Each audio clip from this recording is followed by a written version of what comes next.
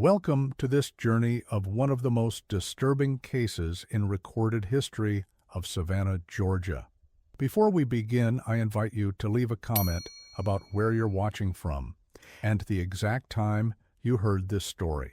We're interested in knowing where and at what times of day or night these documented accounts arrive.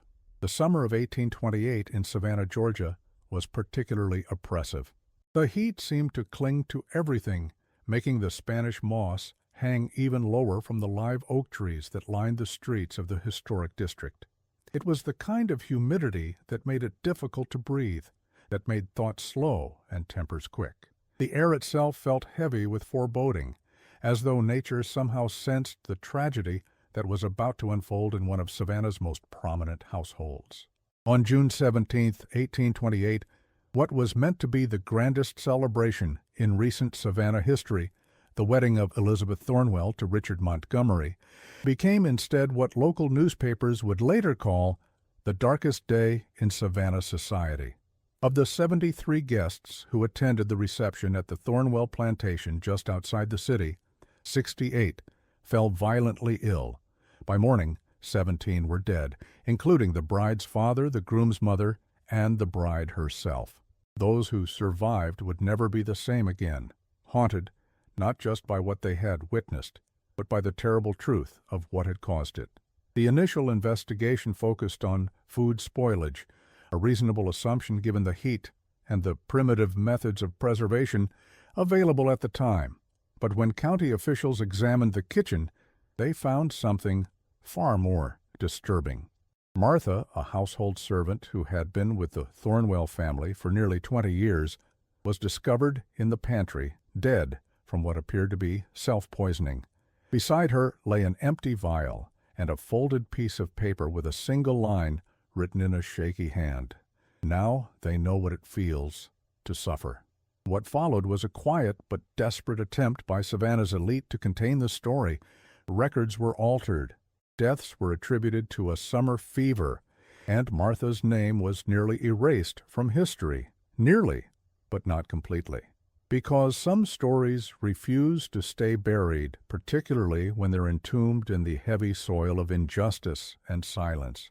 This is the story of Martha Elkins, the Thornwell family, and a wedding feast that brought a reckoning no one saw coming. It is a story about power and its abuses, about the human capacity for cruelty and the equally human capacity for resistance. It is a story about how the past never truly dies, but continues to echo through time, demanding acknowledgement even when we try to silence it.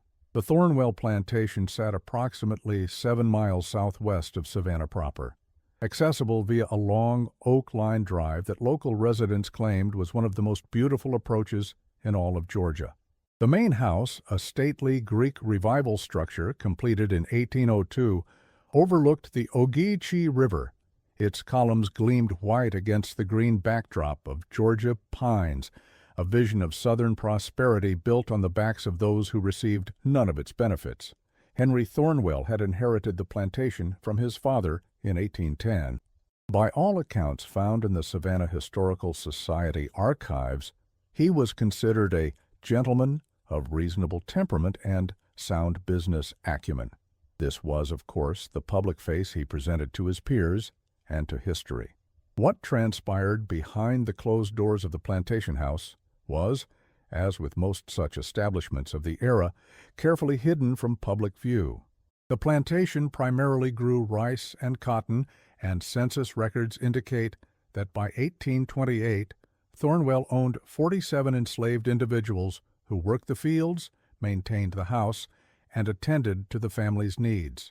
The plantation was known for its orderliness and productivity, traits that Henry Thornwell attributed to his own management skills, rather than to the forced labor that actually produced the wealth he enjoyed. Martha Elkins appears in the Thornwell property records as having been purchased in 1808 from a plantation in Charleston that was liquidating assets after its owner's death. She was listed as female, approximately 18 years, domestic, literate, value $700. This notation about literacy was unusual for the time and likely explains why Martha was quickly moved from fieldwork to the main house, eventually becoming the personal servant of Henry's wife, Caroline. What makes the events of June 17, 1828 so perplexing to historians is that, by all documented accounts, Martha was considered loyal to the family. Letters from Caroline Thornwell to her sister in Charleston, preserved in the Georgia Historical Society, frequently mentioned Martha's capable hands and steady disposition. In one letter, dated 1822, Caroline wrote, "I cannot imagine managing the household without Martha's assistance. She anticipates needs before they are spoken and ensures everything runs with remarkable efficiency." Yet something changed. Some invisible line was crossed, and the evidence suggests that Martha spent months, perhaps years, planning what would ultimately become one of the most devastating acts of resistance in Savannah's history. The wedding of Elizabeth Thornwell to Richard Montgomery represented not just the union of two young people, but the consolidation of two of the wealthiest families in coastal Georgia. Richard was the only son of William Montgomery, whose shipping business controlled much of the commerce moving through Savannah's bustling port. The marriage would strengthen both families' positions in the increasingly competitive economic landscape of the antebellum South. Elizabeth, at 20 years old, had been educated at a finishing school in Philadelphia and was, according to surviving accounts, considered a beauty with golden hair and a complexion like fine porcelain. Richard, 7 years her senior, had recently returned from 2 years in Europe, where he had been establishing business connections for his father's company. The match had been essentially arranged by their parents, though by all accounts the young couple appeared amenable to the arrangement. The wedding invitation, a copy of which is preserved in the Savannah Historical Museum, requested the honor of your presence at the union of Miss Elizabeth Ann Thornwell to Mr. Richard James Montgomery on the 17th day of June, 1828, at 4 o'clock in the afternoon, Thornwell Plantation. The reception would follow with a feast prepared by the renowned French chef, Antoine Beaufort, specifically brought from Charleston for the occasion. What the invitation didn't mention was that the actual preparation of the food would be overseen by Martha and the kitchen staff of the Thornwell household. Chef Beaufort would direct, but the hands implementing his vision would be those who had cooked for the family for years. This arrangement was typical for large plantation events, where the appearance of European refinement was desired, but the actual labor remained invisible. And here is where the first peculiarity emerges in the historical record. 2 weeks before the wedding, Martha requested and was granted permission to travel to the city to purchase certain spices that Chef Beaufort had requested. This was noted in Caroline Thornwell's household ledger, a document that survived because it was not at the plantation house on the day of the wedding, but rather at the family's town home in Savannah, where Caroline had been staying to finalize arrangements. The ledger entry reads, June 3rd, provided Martha with $7 for purchase of spices for wedding feast, nutmeg, cinnamon, cardamom, and other items as per Chef Beaufort's list. Allowed her to take the morning ferry and return on the afternoon boat. What the ledger doesn't record is that Martha made an additional stop while in Savannah. This information comes from a deposition given by Samuel Wilson, a pharmacist whose shop was located on Broughton Street. Wilson's testimony, found in court records that were filed but never brought to trial, states that a well-spoken colored woman came into his shop requesting extract of nightshade for the relief of muscle spasms, as directed by her mistress's physician. Wilson provided the extract, noting in his sales ledger, belladonna tincture, 1 Auxators, for Caroline Thornwell by servant. He thought nothing of it at the time, as belladonna was commonly prescribed for various ailments, including digestive issues and muscle pains. What made this transaction memorable enough for him to later recall it was that the woman paid in cash rather than having it charged to the Thornwell account. The days leading up to the wedding were marked by frenetic activity at the plantation. Guests began arriving from as far away as Virginia and South Carolina, staying either at the plantation itself or at inns in Savannah. The house staff, including Martha, worked almost around the clock to ensure everything was perfect. Trunks were unpacked, rooms were prepared, and endless meals were served to the growing number of house guests. Carolyn Thornwell's diary, which breaks off abruptly 3 days before the wedding, the last entry simply reading, "Final fitting for E's gown, all seems in readiness," mentions that Martha seemed unusually quiet these past days, though her work remains impeccable as always. This observation takes on a haunting quality in retrospect. Was Martha's quietness the concentration of someone executing complex preparations, or was it the solemn focus of someone preparing to commit an act they knew would be their last? We can only speculate on Martha's internal state during these final days as she moved through the house, serving those who saw her as property, knowing what she planned to do. The weather on June 17, 1828 dawned clear and remained mercifully free of rain, though the heat was, as one guest later described, positively suffocating. The ceremony itself was held in the garden beneath an arbor woven with magnolia blossoms and trailing jasmine. Reverend Thomas Hartford of St. John's Episcopal Church officiated, and by all accounts it was a beautiful ceremony, unmarred by any hint of the horror to come. Elizabeth wore a gown of imported French silk with a veil of Belgian lace that had belonged to her maternal grandmother. Richard was dressed in a black tailcoat with a silk waistcoat and cravat. The wedding party included 4 groomsmen and 4 bridesmaids, all from prominent Savannah families. It was, in every way, the social event of the season, a showcase of wealth, status, and the seemingly unshakable social order of the antebellum South.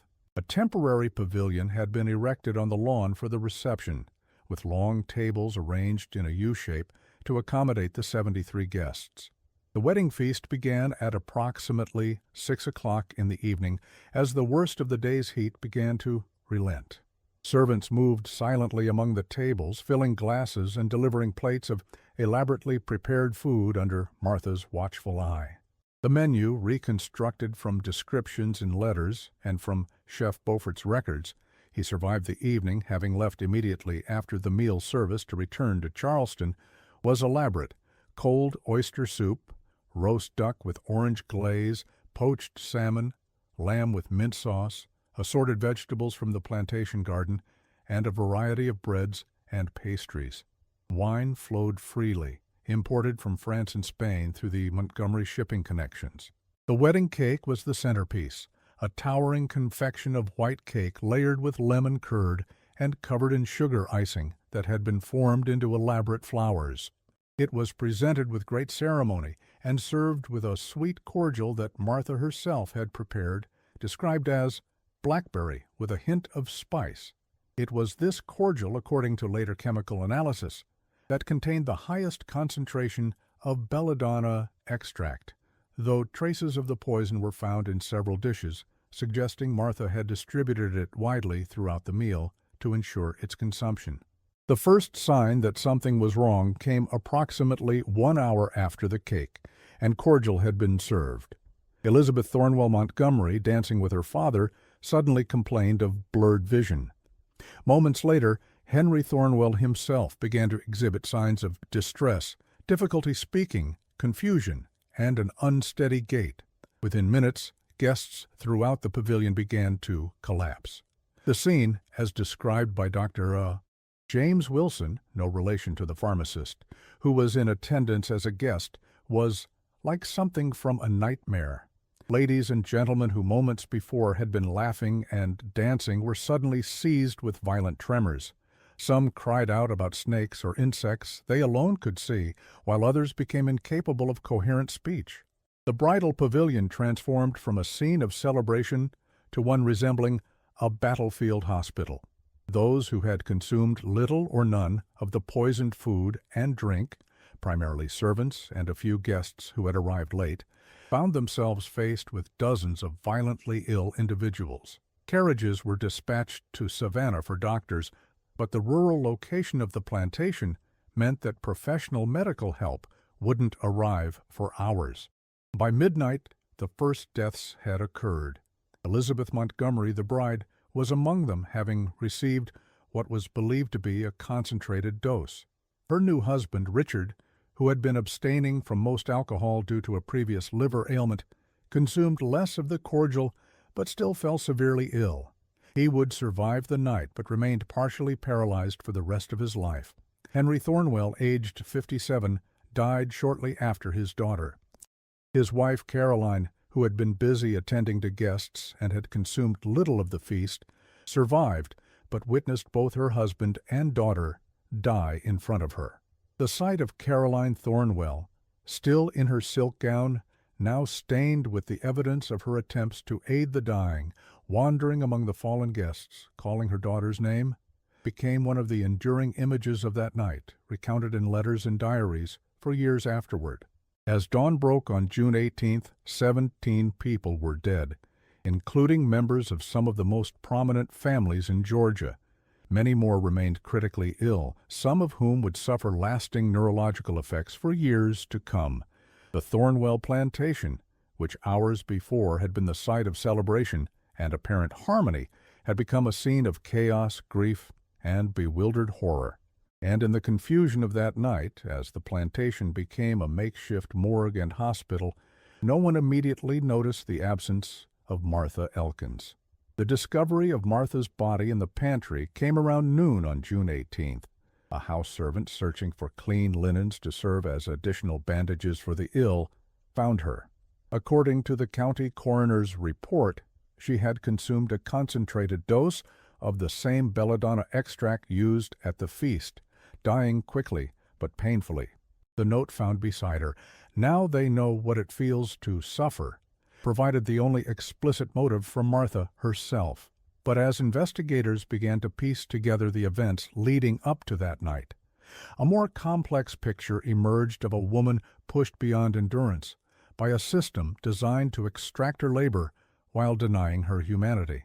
The plantation overseer, Thomas Briggs, provided testimony that in retrospect takes on a damning quality.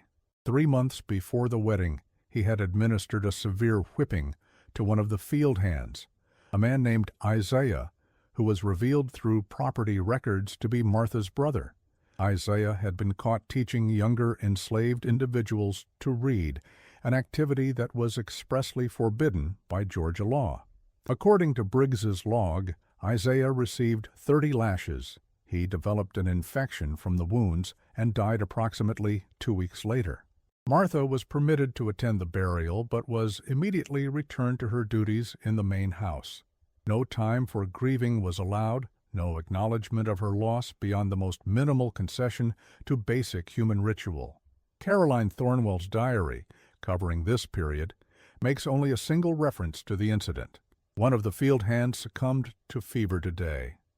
Martha requested time to attend to burial customs. Granted her 2 hours, as there is much to be done with preparations for E's wedding breakfast coming due. This casual dismissal of what must have been a devastating loss for Martha provides a glimpse into the profound disconnect between the lived realities of the enslaved and those who enslaved them. In Caroline's world, Martha's brother was merely one of the field hands, while in Martha's world, he was likely one of her few remaining family connections in a system designed to sever such bonds. The investigation into the poisoning was conducted primarily by local authorities who had social and economic ties to both the Thornwell and Montgomery families. While they established the basic facts of how the poisoning occurred, there was little interest in exploring why. The prevailing narrative quickly became that Martha had suffered some kind of mental break, perhaps exacerbated by the stress of the wedding preparations. This explanation served the interests of Savannah's elite, as it avoided examining the systemic cruelty of the institution that had brought them their wealth. If Martha was simply deranged, then her actions required no further introspection about the society that had shaped her life and eventually drove her to such a desperate act. But not everyone accepted this convenient explanation.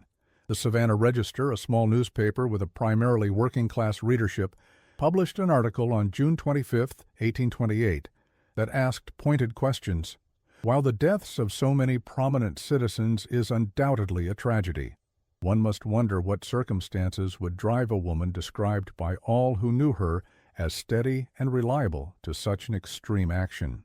Perhaps there are two tragedies here, the one visible to all and another hidden from view for many years before erupting into this terrible event.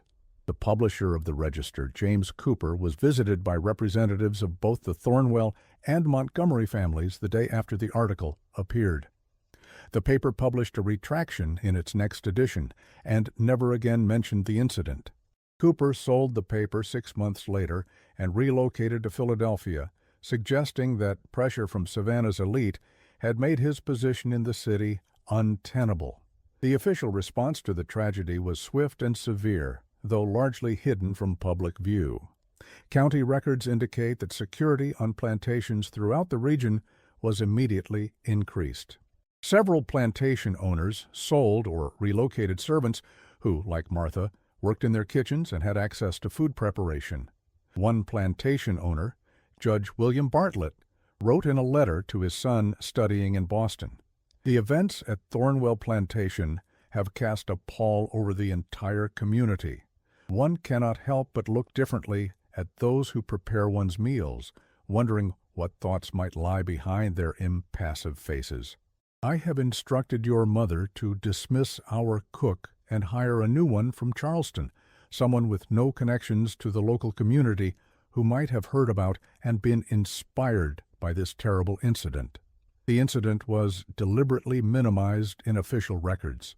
Death certificates for the wedding guests listed causes ranging from acute digestive distress to apoplexy to summer fever.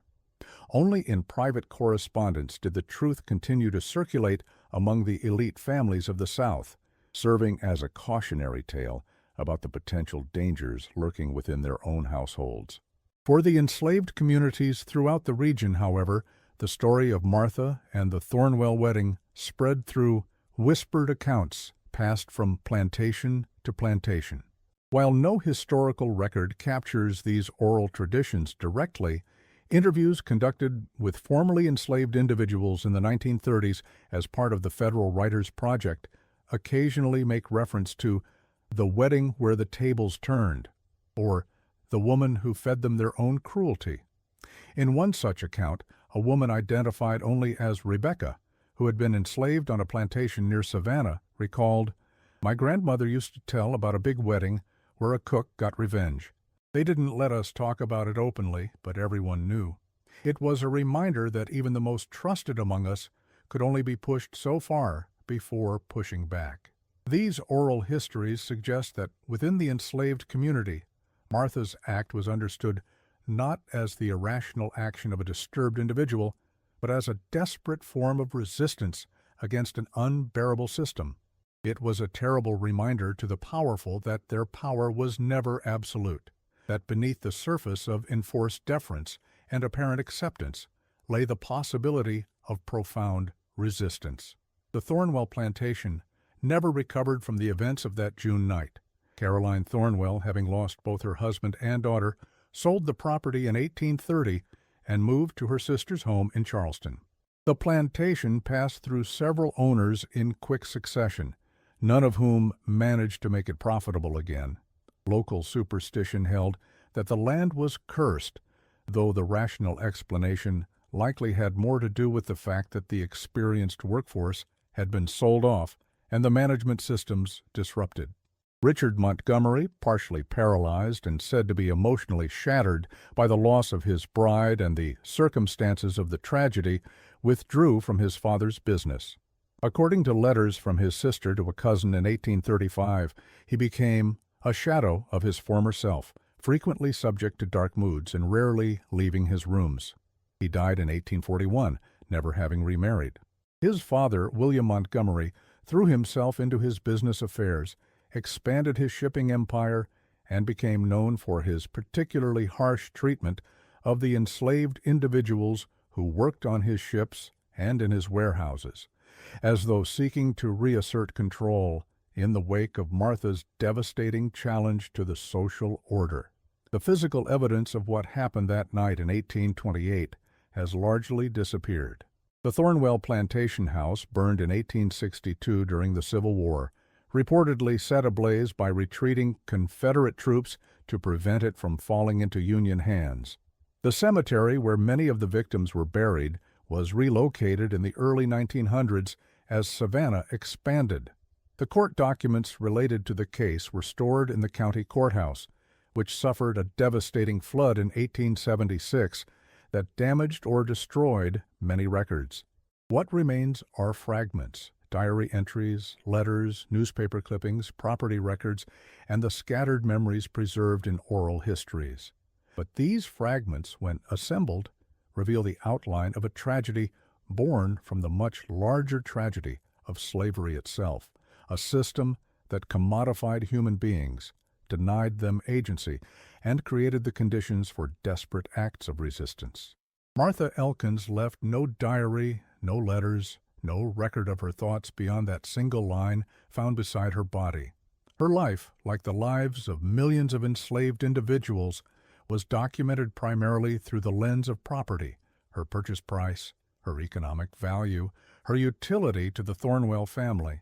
Her final act ensured she would not be completely forgotten, but even this remembrance comes to us filtered through the perspectives of those who saw her as less than fully human. The physical landscape of Savannah has changed dramatically since 1828. The old plantation lands have been subdivided, developed, returned to wilderness, and developed again. The city has expanded, contracted, and transformed through war, economic shifts, and the slow march of progress. Yet there are places where the past feels unnervingly present. The area where the Thornwell plantation once stood is now partially occupied by a housing development built in the 1970s, with the remainder preserved as a nature area along the Ogeechee River. Residents of the homes located where the main house and pavilion once stood have reported unusual occurrences over the years, unexplained illnesses, vivid nightmares, sudden sensations of not being able to breathe.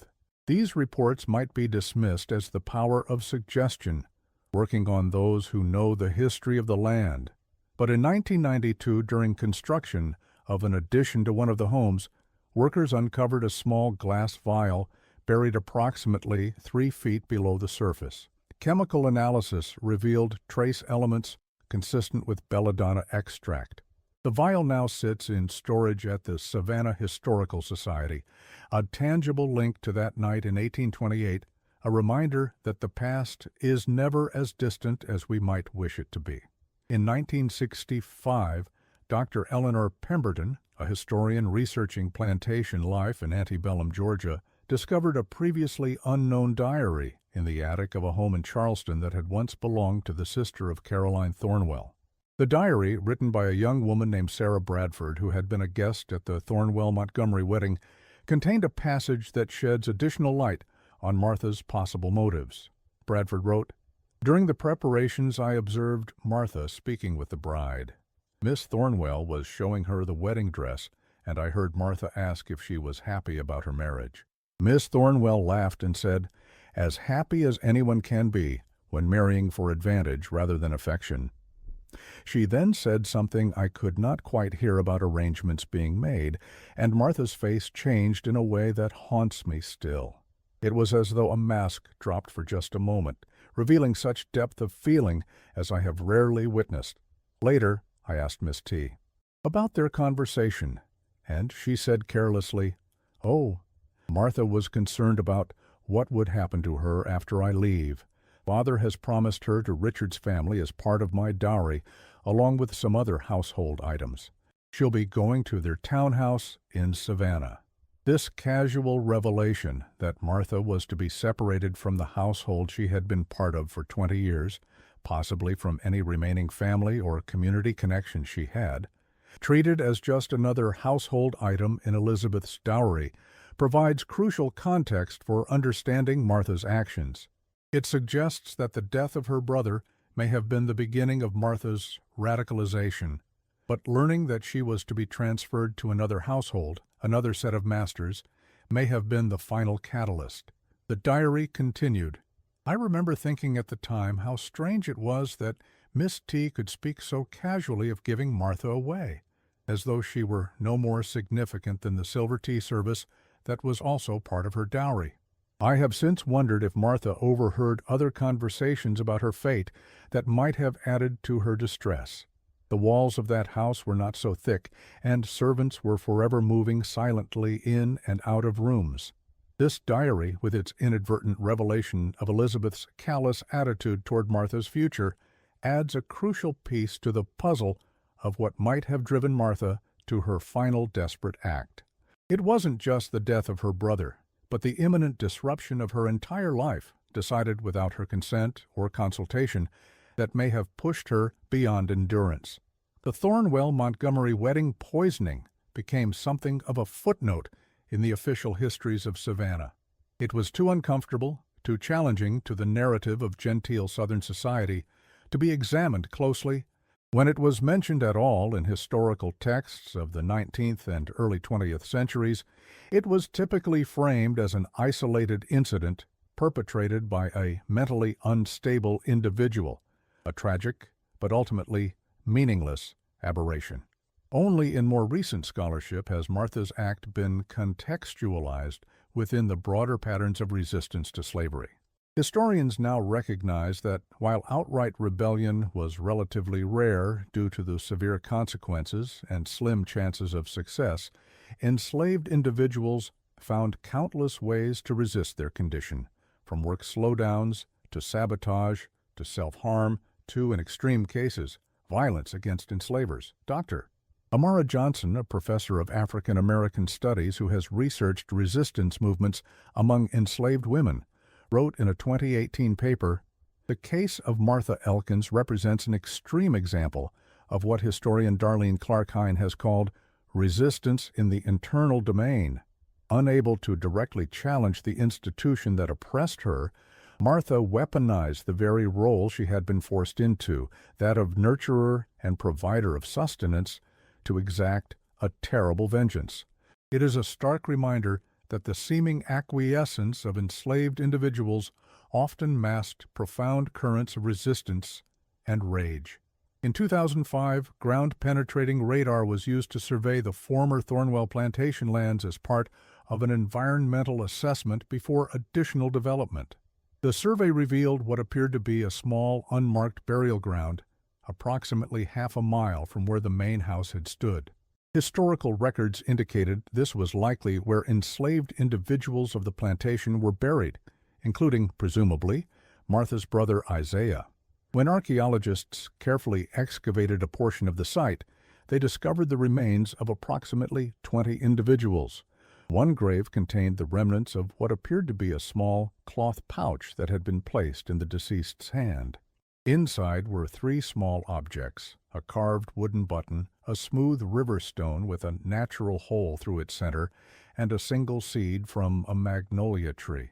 According to experts in African American burial customs, these items likely represented significant personal connections or spiritual beliefs. The archaeological report noted, "While it is impossible to definitively identify which of these burials might be that of Isaiah Elkins, the careful placement of memorial objects in one grave suggests this individual held special significance to someone who mourned them deeply." The artifacts were reburied with the remains, which were left undisturbed out of respect. A small memorial plaque was later placed at the site, reading simply, "Here lie those whose names may be forgotten, but whose humanity endures." On the anniversary of the Thornwell-Montgomery wedding each year, fresh flowers sometimes appear at this memorial. No one has ever seen who places them there, but local legend holds that if you visit the site on June 17th, you can sometimes hear the faint sound of glass breaking, like a distant toast at a wedding reception that went terribly wrong. In 2015, a graduate student in history at Savannah State University, researching court records for an unrelated project, discovered a deposition that had been misfiled and thus overlooked by previous scholars of the Thornwell case. The document contained testimony from Betsy, another house servant at the Thornwell plantation, given to authorities in the days after the poisoning. Betsy's testimony included this statement: "Martha changed after her brother died. She still did her work perfect, as always, But something went out of her eyes. She used to sing while working, but that stopped. 2 days before the wedding, I saw her in the kitchen garden before dawn. She was kneeling on the ground, digging with her hands. I asked what she was doing, and she said she was gathering herbs for the wedding feast. She looked up at me and said, "Everything must be perfect for Miss Elizabeth's day. It will be a wedding no one ever forgets." The way she said it made my skin crawl, but I didn't think much of it then. Now I can't stop hearing those words. This testimony was apparently not included in the official investigation findings, perhaps because it came from an enslaved person whose word would have carried little weight, or perhaps because it too directly contradicted the preferred narrative that Martha's actions were sudden and inexplicable rather than methodically planned. Betsy's testimony continued. That night, after everyone started getting sick, I saw Martha standing at the edge of the pavilion. She wasn't helping like the rest of us. She was just watching, with the strangest look on her face. Not happy, not sad, just empty, like she wasn't really there anymore. When she saw me looking, she turned and walked toward the house. That was the last time I saw her alive. This eyewitness account of Martha's demeanor during the poisoning provides a haunting glimpse into her psychological state. At the moment her plan came to fruition, the description of her as empty suggests a woman who had already, in some essential way, separated herself from the world, a woman who had made her final choice and was now simply watching it unfold. The legacy of the Thornwell-Montgomery wedding tragedy extends beyond the immediate deaths and the shock waves it sent through Savannah society. It represents one of the most dramatic examples of the fundamental instability of a society built on human bondage, the inevitable result of a system that denied the humanity of those it exploited while simultaneously depending on their intimate labor. The enslaved cook who prepares food for the enslaver's family holds their lives in her hands daily, a fact that the system of slavery preferred not to acknowledge. The forced intimacy of domestic servitude created vulnerabilities that could, in moments of extreme desperation, be weaponized by those who had no other recourse. Martha's act exposed this fundamental contradiction at the heart of the plantation household, the forced proximity of the oppressed to their oppressors, and the terrible potential that proximity created. Caroline Thornwell, in what would be her last diary entry before her death in 1849, wrote, "I still dream of that night. In the dream, I am always at the table, raising the glass to my lips, and across from me sits, not Martha as I expected to see, but myself, watching with empty eyes as I drink. I wake with the taste of bitterness in my mouth and the knowledge that there are debts that can never be repaid." This haunting reflection suggests that Caroline, at least, came to some recognition of her own complicity in the system that had created the conditions for Martha's desperate act. The dream image of seeing herself in Martha's place indicates a dawning awareness of their shared humanity, a recognition that came too late for both of them. The story of Martha Elkins and the Thornwell wedding has been told and retold, sometimes as a ghost story, sometimes as a cautionary tale, sometimes as an example of resistance. In each telling, certain elements are emphasized while others are minimized, reflecting the perspectives and priorities of the teller and their time. What remains constant is the profound unease the story provokes, the sense that beneath the polished veneer of antebellum Southern gentility lay currents of desperation, rage, and the terrible consequences of treating human beings as property. Today, the Savannah Historical Society maintains a small exhibit related to the incident, featuring the recovered vial, copies of newspaper accounts, and excerpts from letters and diaries of those involved. The exhibit text carefully contextualizes the event within the broader history of slavery and resistance, avoiding both sensationalism and minimization. The final item in the exhibit is a reproduction of a page from the Thornwell Plantation Inventory, dated 1828. It lists Martha's value as female servant, age approx. 38 years, domestic, literate. Value, $850. Beside this clinical assessment is a quote from Toni Morrison: "Definitions belong to the definers, not the defined." Visitors to Savannah today who take the popular ghost tours of the historic district will sometimes hear a version of the Thornwell Montgomery wedding story.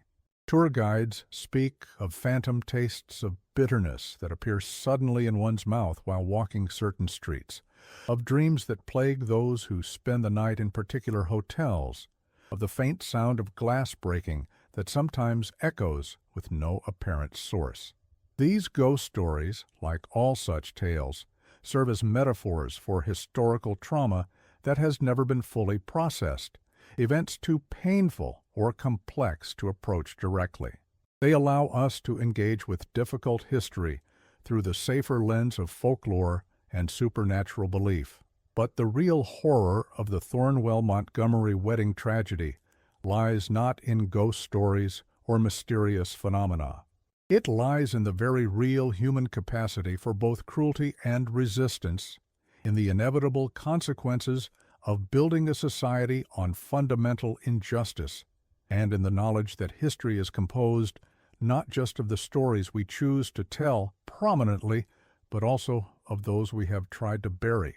In 1968, construction workers clearing land for a new development near the site of the former Thornwell plantation uncovered a small metal box that had apparently been buried for many years.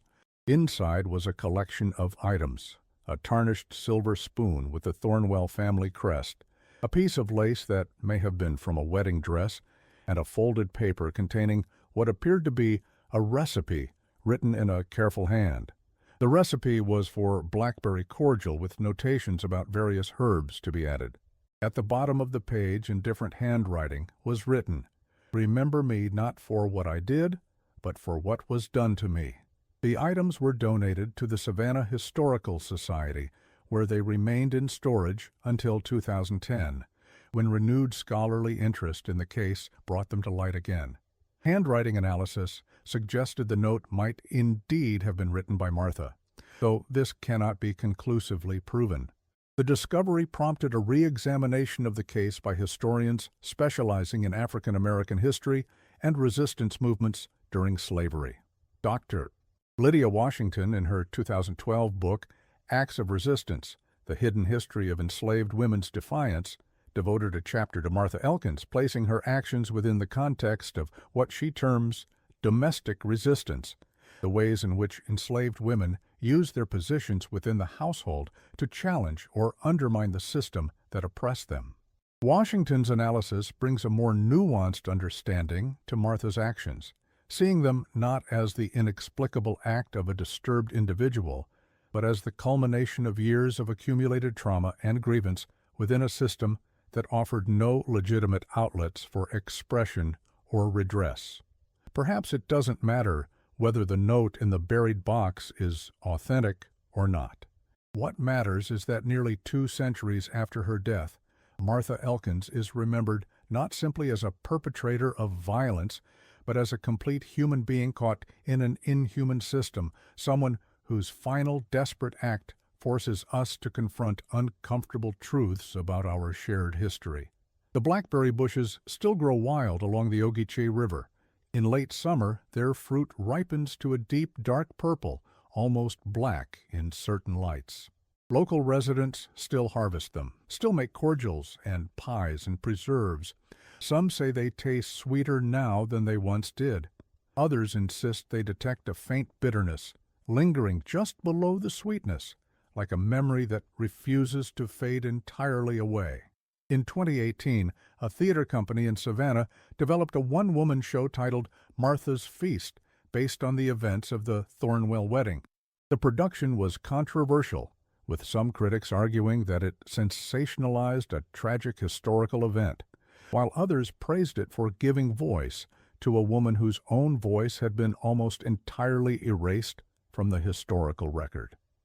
The actress who portrayed Martha, Kendra Williams, spoke in an interview about the challenge of inhabiting such a complex historical figure. Martha Elkins made a terrible choice, one that resulted in many deaths, including her own. But she made that choice within a system that had already taken everything from her, her freedom, her family, her future.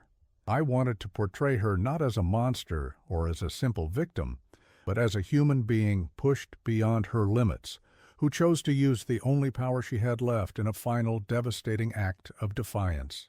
The play ends not with the poisoning itself, but with Martha alone in the kitchen after learning of her impending transfer to the Montgomery household. She stands at a table covered with the ingredients for the wedding feast, including the bottles of belladonna extract. As she begins to incorporate the poison into the various dishes, she speaks directly to the audience. They think they know me because they own me. They think they can give me away like a teacup or a tablecloth, but they don't know what I'm capable of. They don't know that I've been watching, learning, waiting. Tonight, they'll finally see me, really see me, for the first time. This fictionalized monologue, while not based on any direct historical record of Martha's thoughts, captures something essential about the psychological reality of domestic slavery, the way in which the enslaved were simultaneously intimately known and profoundly unseen by those who owned them. It suggests the particular horror of being treated as both essential and disposable, as both trusted and fundamentally untrustworthy. In recent years, archaeological excavations at other plantation sites throughout the South have revealed evidence of what historians now call everyday resistance, small acts of defiance that enslaved individuals used to maintain their dignity and sense of self within an oppressive system. These include deliberately broken tools, hidden religious objects, secretly maintained cultural practices, and evidence of knowledge and skills that were officially forbidden. While Martha's final act was far from an everyday form of resistance, it emerged from the same fundamental human need to assert agency and selfhood in a system designed to deny both. Her actions, however terrible, remind us that the human spirit cannot be indefinitely contained or controlled, that even within the most oppressive systems, individuals find ways to resist, to maintain their sense of self, to say no, even when every power is arrayed to force them to say yes. The story of the Thornwell-Montgomery wedding poisoning has also found its way into academic discussions about historical memory and the politics of remembering. Dr. Marcus Jenkins, in his influential 2016 paper, Selective Amnesia, The Politics of Historical Memory in the American South, uses the case as an example of how uncomfortable historical truths are actively suppressed or reframed to protect dominant narratives. Jenkins writes, "The initial response to the Thornwell poisoning, attributing deaths to summer fever, minimizing Martha's agency, by describing her as mentally unstable and eventually largely erasing the event from official histories, exemplifies the process by which disturbing counter-narratives are managed. By reframing Martha's act as irrational rather than rational, if desperate, resistance, the fundamental challenge it posed to the system of slavery could be neutralized." This analysis helps explain why the story of Martha Elkins remains relatively obscure even in Savannah, a city that otherwise actively markets its historical heritage to tourists. Martha's story doesn't fit comfortably within either traditional Southern narratives about the antebellum period or within simplistic morality tales about good and evil. It occupies an uncomfortable middle ground where moral certainties dissolve, where understanding requires acknowledging complexity, where history reveals itself not as a pageant of heroes and villains, but as a tragedy in which everyone is caught in systems larger than themselves, though with vastly different degrees of power and agency within those systems. In 2020, a descendant of the Montgomery family, Dr. Elizabeth Montgomery Harris, published a memoir titled Inherited Memory: Coming to Terms with My Family's Past. In it, she describes growing up hearing vague references to a family tragedy that occurred in the 19th century, but never being told the details. It was only as an adult, researching her family history, that she discovered the full story of the wedding poisoning and her ancestor Richard Montgomery's role as a slave owner. Harris writes, "Learning about the Thornwell Montgomery wedding and Martha Elkins forced me to confront the reality that my family's wealth and social position were built directly on the exploitation of enslaved people. The comfortable narrative I had grown up with, that my ancestors were simply of their time and basically decent people within that context, collapsed under the weight of this knowledge. Martha's desperate act made the violence inherent in the system of slavery impossible for me to ignore or rationalize away." Harris's memoir represents a growing willingness among descendants of slave-owning families to confront the full reality of their ancestors' participation in a fundamentally unjust system. Her work connects the historical events of 1828 to ongoing conversations about historical responsibility, intergenerational trauma, and the long shadows cast by America's original sin. The physical landscape where the Thornwell plantation once stood continues to evolve. In 2021, a developer purchased a large portion of the former plantation lands with plans to build an upscale housing community.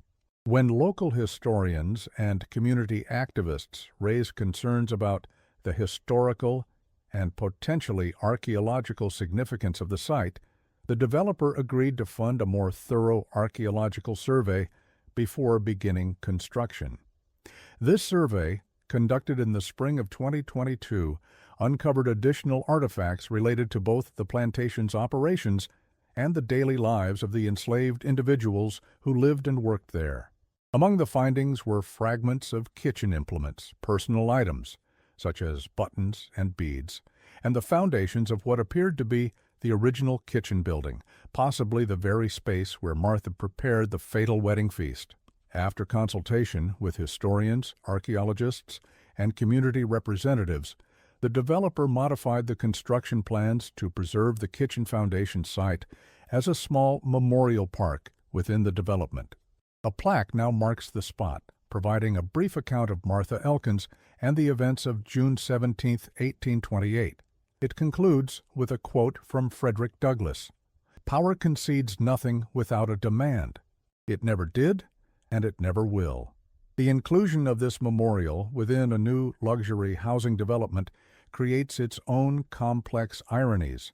The transformation of a site of forced labor and resistance into an amenity for wealthy homeowners. The commodification of a difficult history for real estate marketing purposes. Yet it also represents a small step toward acknowledging, rather than erasing, the fullness of American history, including its darkest chapters.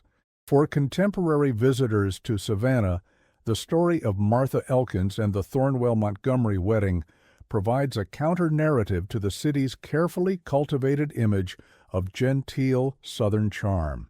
It reminds us that behind the beautiful architecture and beneath the cobblestone streets lies a history of profound injustice and resistance, a history that continues to shape the present in ways both obvious and subtle. The river still flows past the site where the plantation once stood. The Spanish moss still hangs from the live oak trees. The cicadas still sing on summer evenings. And somewhere in the collective memory of the city, the story of Martha Elkins persists, a story about power and its abuses, about the human capacity to endure and to resist, about the terrible price of treating people as property, and about how the past is never truly past but continues to haunt the present like a ghost at a wedding feast. In the archives of the Georgia Historical Society, among the Thornwell family papers, there is a small, leather-bound book that appears to be a household inventory. On one page, in careful handwriting, is a list of spices: cinnamon, nutmeg, cloves, cardamom. And at the bottom of the page, in a different hand, presumably Martha's, though we cannot know for certain, is written a single word: belladonna. The word has been crossed out, as though someone later attempted to erase this small piece of evidence. But like Martha herself, it refuses to be completely obliterated from the historical record. It remains a faint but indelible trace of a woman who, for one terrible night, seized the only power available to her and forced a society built on her subjugation to acknowledge her existence. Perhaps the most fitting epitaph for Martha Elkins comes not from historical documents or scholarly analyses, but from the words of a poem written by Savannah native and Pulitzer Prize-winning poet Natasha Trethewey. Though not specifically about Martha, the poem Kitchen Maid with Supper at Emmaus, or The Mulatta, captures something essential about the invisibility and power of domestic servants throughout history. She is the woman left standing in the background, the one who must have set the table, prepared the meal, the one not sitting at the table with the others, not part of the scene except as a servant, necessary but unseen like a ghost. Martha Elkins, through her final desperate act, refused to remain unseen. She transformed herself from background figure to central actor in a tragedy of her own making, a tragedy rooted in the much larger tragedy of slavery itself.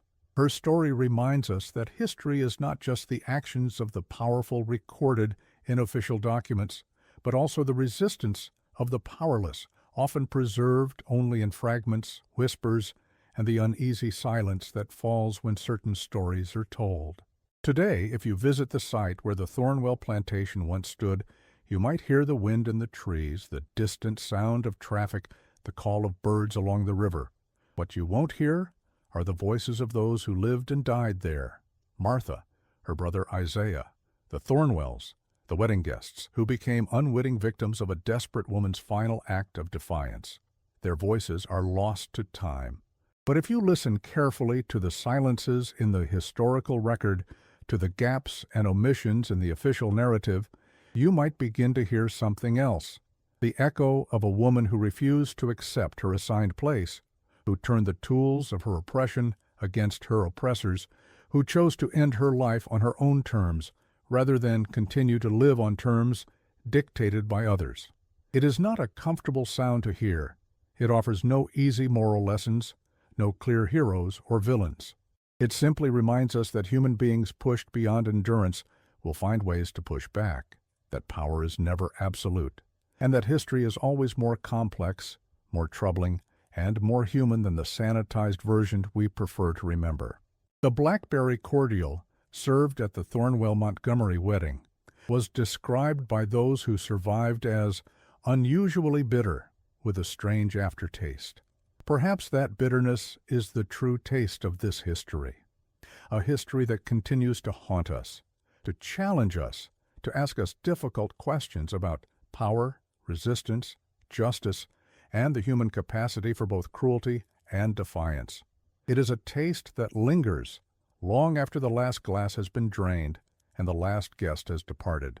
It is the taste of a past that refuses to stay safely buried, that continues to seep up through the soil of the present, demanding acknowledgement, demanding remembrance, demanding that we see Martha Elkins not just as a perpetrator or a victim, but as a human being who made a terrible choice in a system that gave her no good choices at all. In the end, the story of Martha Elkins and the Thornwell Montgomery wedding is not just a historical curiosity or a macabre tale from the antebellum South. It is a mirror held up to American society, reflecting back uncomfortable truths about the foundation upon which much of our national prosperity and identity was built. It asks us to consider what it means to truly reckon with this history, to acknowledge not just the fact of slavery, but its ongoing legacies and the ways in which resistance to it shaped our national narrative. As we stand in the present looking back at Martha Elkins across the gulf of nearly 2 centuries, perhaps the most important thing we can do is simply to see her, to acknowledge her full humanity, her agency, her desperation, and her refusal to be erased. In doing so, we begin the difficult but necessary work of seeing our shared history more clearly, with all its contradictions, complexities, and continuing relevance to our present moment. The bitterness lingers, the story continues, and somewhere in Savannah, as the Spanish moss sways in the evening breeze, the ghosts of the past whisper their unquiet tales to anyone willing to listen.